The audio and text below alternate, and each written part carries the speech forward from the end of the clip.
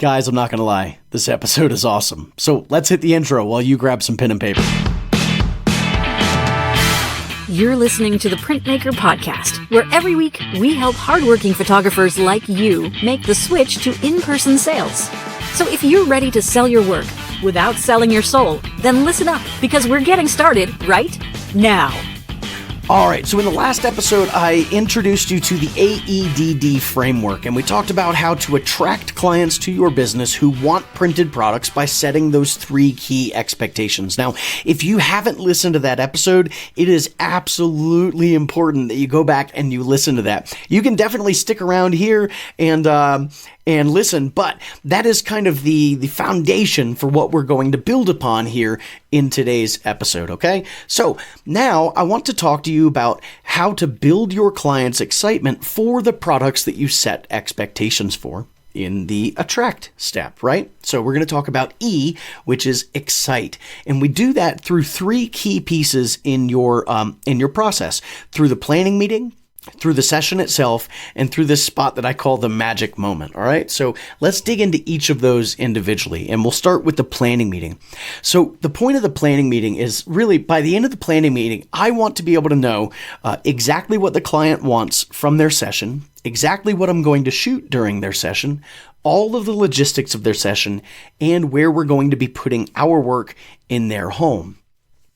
And again, by the end of the planning meeting, I want my client to know exactly what they're going to get from their session with us, how much they're going to pay for all of those things that they want, all of the logistics of the session, exactly what the process looks like from this point forward. And I want them to really know that they're not alone in this process, that my job is not to just take photos, it is to help them figure out exactly what it is that they want. So let's go ahead and dig into the planning meeting itself. And during the planning meeting, I'm really trying to take my client from this general idea to something very specific. And the example I'm going to give you here in a second, we won't always get this level of detail, but I want you to try anyway. So what do I mean by general to specific? So typically, a client comes in the door and they say, "Hey, I want some family photos." Like, that's pretty general, right? I want some family photos. My goal by the end of the planning meeting is to get them to this instead. I want the Inspire wall art collection in black frames and mats and white mats for over the couch, with everyone looking at the camera while wearing neutral earth tones at that field over in Rockrimmon on the west side of Colorado Springs. I also want the capture collection of each of my kids, candid, in wrapped canvas for the space in my bedroom next to the master bathroom. And we're going to want some small frame prints from the office, and a small coffee table book for grandma and grandpa. And we're also going to want a photo of the whole family for the front of our Christmas card, and one of the dog looking ridiculous for the back of the card. Like, that's the level of detail I want to know when I leave a planning meeting. So how the heck are we going to do that, right? It's actually really simple. All I want you to do is ask questions and then use the answers to those questions to suggest products that are appropriate for that client. From there, I want you to show them what those products could look like on their walls, and then rinse and repeat. Do that for every space you can think of, okay? So we're going to ask questions. We're going to listen to their answers and make suggestions. We're going to suggest products that are appropriate for that specific space. Then we're going to show them what those products could look like on their walls, assuming it's wall art. And then we're going to do it again over and over and over for each space that they might want some wall art in. So what kind of questions are we going to ask? We're always going to start with this one question. Where in your home would you like to display the artwork we're going to create for you? Where in your home would you like to display the artwork that we're going to create for you? Now, if this feels salesy to you, remember the context here. And this is why I said you should go through the previous episode first. We've set expectations for printed products everywhere someone saw our work. This is not weird now that I'm asking them this. In fact, it would be weird if I didn't ask them this. They saw artwork everywhere they saw my work, okay? So, where in your home would you like to display the artwork we're going to create for you? They're going to say something like, well, we got this spot over our couch in the family room that I think would be really great. Okay, cool. Tell me about that space. What color are the walls? What style is the furniture? What other artwork do you have? What's the mood of the space? What do you do in that space? Is this the hub of activity for the home, or is it where you go to relax at the end of the day? I want to know the answer to all of these questions for each space that they want artwork in. Okay? So, let's go back to the example of that family room. What color are the walls? Well, they're like a light gray color. Cool. What style is the furniture? It's like IKEA style. All right, great. What other artwork do you have? Well, we don't have anything up on the walls. That's why we think this would be great. But we do have some small framed prints on the end tables next to the couch. All right. What's the mood of the space? What do you do there? Is it the hub of activity? All that, right? No, it's definitely not the hub of activity for the house. It's where we go to relax at the end of the day after we've put the kids to bed, grab a glass of wine and unwind and just kind of talk about the day. Also, when our kids have a big exam or something to study for, that's the room they'll go into to study because it's so much easier to focus in there, right? Okay, so now from here, I use this phrase. I say, okay, based on what you've told me about this space, I think we should be looking at something like framed and matted prints or gallery wrapped canvases. Do you see how I'm crafting this entire experience around that specific client and that specific space?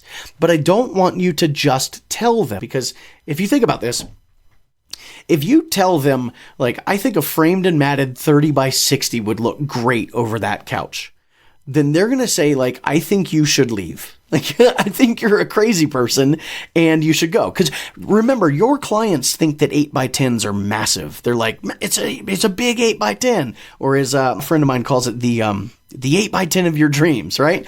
It's this giant 8x10. Well, no. So when you say a 30 by 60, they're thinking like wallpaper, right? So I don't want you to just tell them, and I don't want you really to just show them. I want you to show them in context.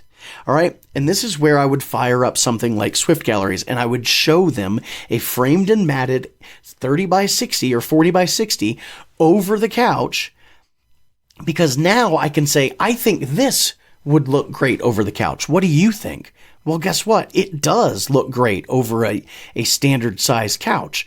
So now I'm not trying to like push this thing on them. I'm literally just saying, hey, I think something like this would look great. What do you think? Well, yeah, it does look great. And now it's so much easier to make that sale because I'm just showing them. And ideally, I'm showing them in their own space. So we didn't talk about this much, but we would have gotten a room photo of these clients' rooms in advance if we can. Like some of these conversations would have already happened. Take pictures of any rooms that you would like to have some artwork displayed in, right? And that way I can show them during the planning meeting what these things would look like on their walls at the exact size, right? Okay, so think about what's happened now. Because now what I'm doing is I'm saying, okay, I think that something like this would look great for over this couch. And now I'm really going to just paint a picture for them. I'm going to start getting them to really visualize my work in their home. And I'm going to do it by saying, you know what? I think something like this would look great for this spot over the couch. And really, I think we should go over to that spot in Rockrimmon.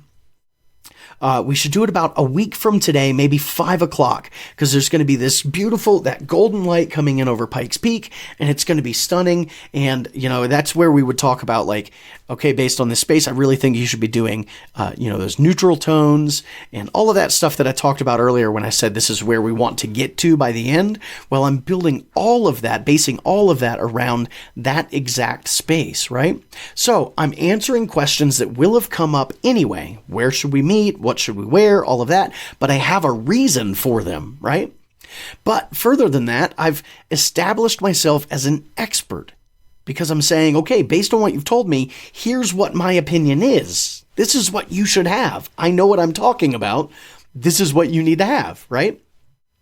From a practical standpoint, I go into the session knowing exactly what I need to shoot, because we're going to do this for every space. We're going to say, okay, now where else would you like some stuff? Great. We want a little 4-image canvas gallery in the master bedroom or something like that, where they're candid and they're, and one of each kid and that. And I actually know like what that gallery looks like. I know that gallery has a vertical 10 by 20 image in it. So I'm not going to shoot too tight. I need to make sure that I leave some breathing room around my subject, because it's going to be a gallery wrapped, like an image wrapped gallery canvas.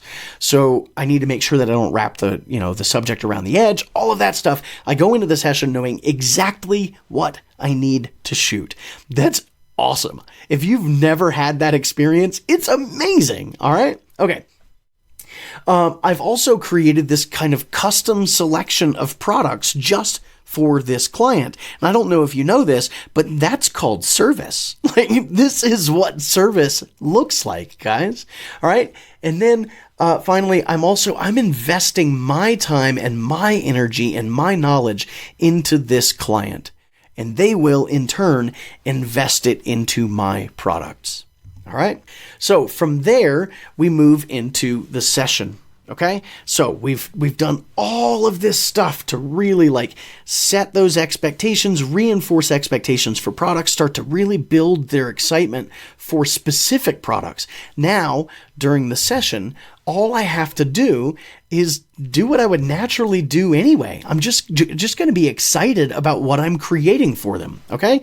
I'm going to do this by saying something like, hey, this one's going to look perfect for that spot we talked about over your couch.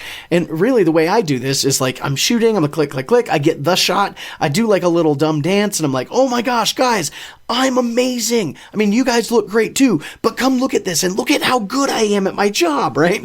I show it to them on the back of the camera and I say, this one's going to look perfect for that spot that we talked about over your couch. This one's going to look great for that spot we talked about over your couch.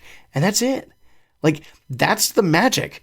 Like, I've just continued to build their excitement through the session.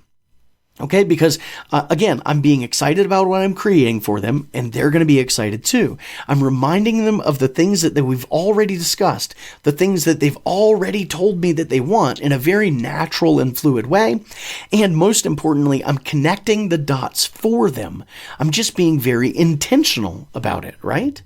So now we move on to the session, from the session to this spot that I call the magic moment between the session and the sales meeting. So now every time my client walks past that couch, right, they're going to see the image that I loved, that I showed them on the back of the camera. They're going to see it in the product that they've already told me they want to buy, on their wall at the right size. Let me just say this again. They're going to see the image that I want them to buy in the product that they've already told me they want at the right size on their wall, in their head, every time they walk by that couch. They are selling that product to themselves. All right. I cannot stress how powerful this is, that they are selling that product to themselves. They are already starting to live with my work in their home, and we haven't even gotten to the sales meeting yet. All right.